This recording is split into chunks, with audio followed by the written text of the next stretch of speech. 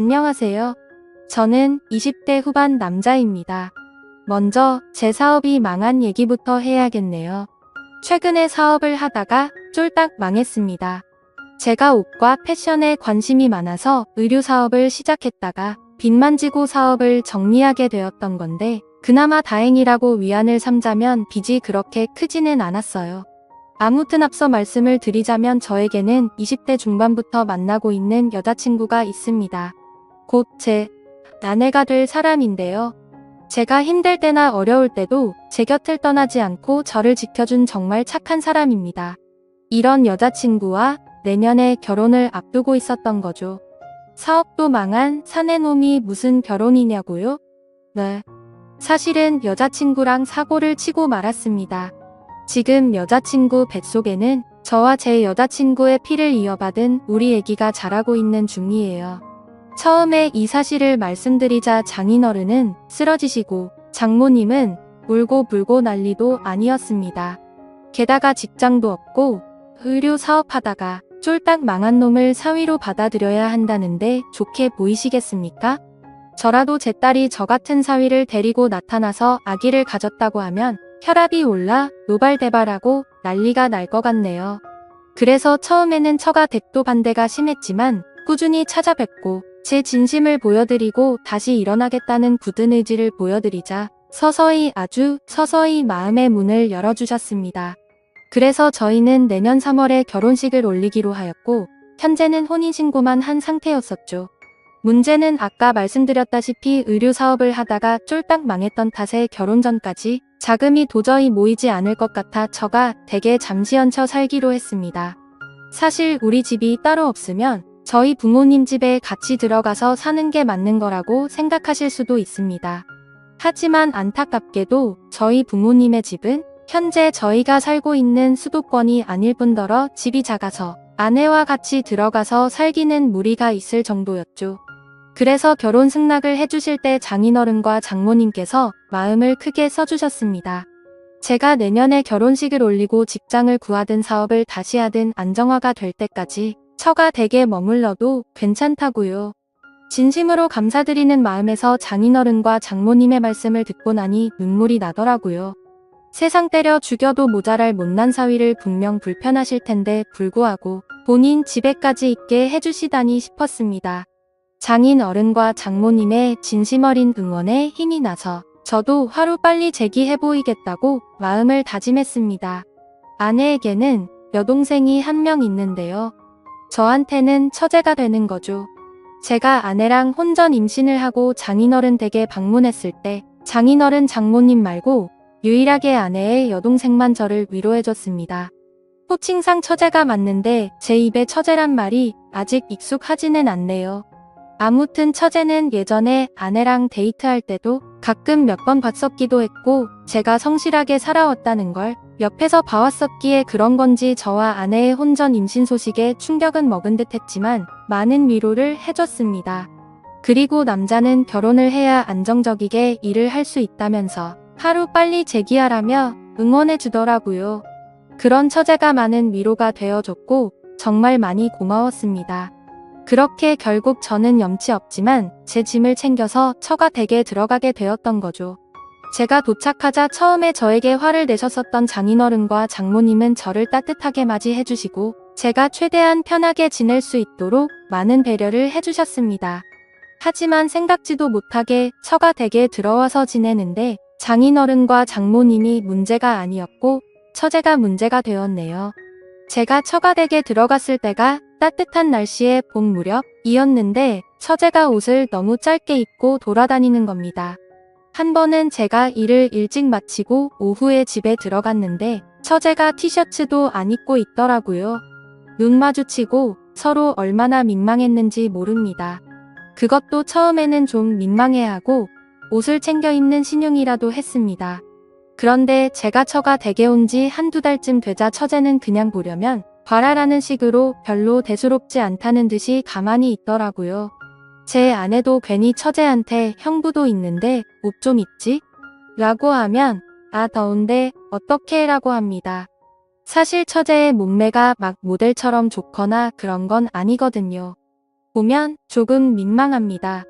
제가 얹혀 살려고 들어온 주제에 이런 얘기를 하면 안 되지만 상호 간의 예의는 차려줬으면 좋겠다 싶은 심정이 있었어요. 처가 댁에 몇 달 있다 보니 이 집안의 특성인 것을 알게 되었습니다. 사실 연애를 할 때도 제 아내는 여름만 되면 유독 더위를 많이 탔거든요. 그래서 늘 에어컨 나오는 카페로 피신하거나 시원한 바람을 좋아했었는데 아내가 이런 이유가 다 있었습니다. 가만 보니 장인어른과 장모님도 이 가족분들이 전체적으로 더위를 엄청 타서 힘들어 하더라고요. 제가 느꼈을 땐 크게 덥지도 않은데 아 덥네 더워 죽겠다 이런 얘기를 많이 하십니다. 그래서 처가 댁에 방마다 에어컨이 있어요. 거실에 큰 에어컨이 한 대 있고 방마다 1대씩 해서 총 4대가 있습니다. 저는 한 번씩 추워서 긴팔을 입고 있을 때도 있을 정도였죠. 이 집에서 여름에 에어컨 이렇게 돌렸다가 전기세는 어떻게 감당하는지 모르겠다는 생각도 들었습니다. 아마 버는 돈 족족 전기세로 나가지 않을까 싶더라고요. 그러다 최근에 진짜 감당 못할 일을 겪고야 말았습니다. 제가 거실에서 TV를 보고 있었는데 처제가 샤워를 하고 있었어요. 처제가 샤워를 마치고 나왔는데 깜빡하고 옷을 챙기지 못했는지 큰 수건으로 중요 부위만 가리고 후다닥 자기 방으로 들어가더라고요. 아, 정말 현타가 왔습니다. 내가 이 꼴을 언제까지 보고 있어야 하나, 이 꼴 보기 싫어서라도 하루 빨리 이 집에서 나가야겠다 느꼈습니다. 그래서 한 번은 장인어른 장모님, 처제 저와 와이프 모두 모인 저녁 식사 은근슬쩍 한마디 했어요. 장인어른 장모님 몸에 열이 참 많으신 것 같다고 하니까 맞다고 하시며 우리 집안 내력이 몸에 열이 좀 많다. 그래서 인삼이나 홍삼 같은 것도 안 먹는다고 말하시더라고요. 그리고 박서방 자네가 여름에 좀 민망하지? 미안해라고 하셔서 아니에요, 괜찮습니다라고 대답했습니다. 미안하다라고까지 하시는데 얹혀 사는 제가 무슨 할 말이 있겠어요. 처제는 거기에다가 한술 더 떠서 형부도 더우시면 옷 좀 편하게 입고 다녀도 괜찮아요. 여름에 땀나고 덥잖아요 하는데 할 말이 없더라고요. 저 집에서 반팔 티셔츠랑 반바지 추리닝만 입고 돌아다니는데 그럼 상에 탈의하고 빤스만 입고 돌아다니란 말인 건가 싶었습니다. 그래서 아니야, 괜찮아요, 처제라고 대답했어요. 참 남들이 봤을 땐 뭐 험한 말로 눈욕이라도 많이 즐겨더라, 이제 유부남이다 하시는데 저는 불편해 죽겠습니다. 솔직히 제가 보고 싶은 몸매면 또 모르겠어요. 그것도 아니고 말이죠. 그때 처제가 샤워실에서 나와 호다닥 방으로 들어간 걸 아내한테 말할 수도 없고 참 힘드네요. 그래서 아내에게 고민사항을 말했습니다. 사실 자기네 가족들이 모두 더위 많이 타고 하는 건 알겠는데 그래서 집에 에어컨을 자주 사용하는 것은 이해한다고 말했어요. 하지만 처제의 옷차림과 행동이 너무 노골적이어서 불편하다고 설명했습니다. 아내는 처제와의 사이에 민감한 문제일 수 있기 때문에 조심스럽게 표현했습니다. 아내는 제 고민을 이해하고 고마워하는 표정으로 대화했어요. 그리고 처제와의 사이에 어떤 대화가 필요한지 함께 고민해보기로 했습니다. 아내는 가족 간에는 솔직하고 열린 대화가 중요하다고 언급했죠. 그 후로는 아내와 함께 처제와 대화하는 시간을 가졌어요. 처제에게 자신의 불편함과 존중받을 권리에 대해 이야기하면서 함께 어떤 접근 방법이 좋을지 고민했습니다. 처제도 서로를 이해하고 존중하는 분위기에서 대화에 참여했어요. 이러한 대화를 통해 처제는 자신의 행동이 불편함을 일으킨다는 것을 이해하고 앞으로는 상황을 고려하여 행동하겠다고 약속했습니다. 처제와의 관계에서 발생한 불편함을 해결하려는 노력이 가족 간의 화목한 분위기를 유지하는 데 도움이 되었습니다.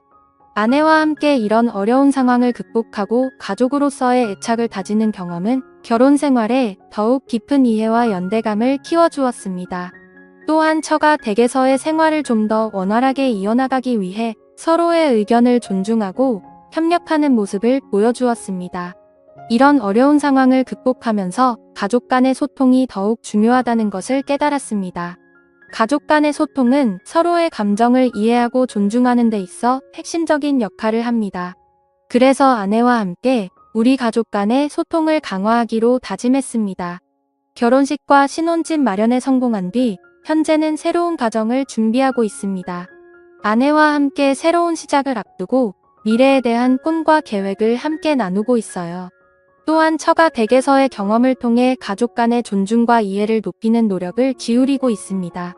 새로운 집으로 이사를 가기 전에는 처가 댁에서의 생활을 마무리하고 감사의 인사를 전하려고 합니다. 장인어른과 장모님, 그리고 처제에게 감사한 마음을 전하면서 새로운 가정에서도 서로 존중하고 이해하는 가족이 될 것임을 약속하려고 합니다. 여러 어려움을 극복하면서도 우리 가족은 더욱 강해지고 성장했습니다. 이제는 미래의 행복한 가정을 이루기 위해 함께 노력하고 서로의 지지와 이해를 바탕으로 더욱 깊은 연결을 만들어 나가려고 합니다. 마지막으로 이 얘기를 들어주셔서 감사합니다. 여러 어려움을 함께 나누고 고민하며 성장하는 과정에서 얻은 교훈들이 우리 가족을 더욱 튼튼하게 만들어 가고 있습니다. 앞으로도 서로를 이해하고 지지해주며 행복한 가정을 만들어 나가고자 합니다. 감사합니다. 행복한 하루 보내시길 바래요.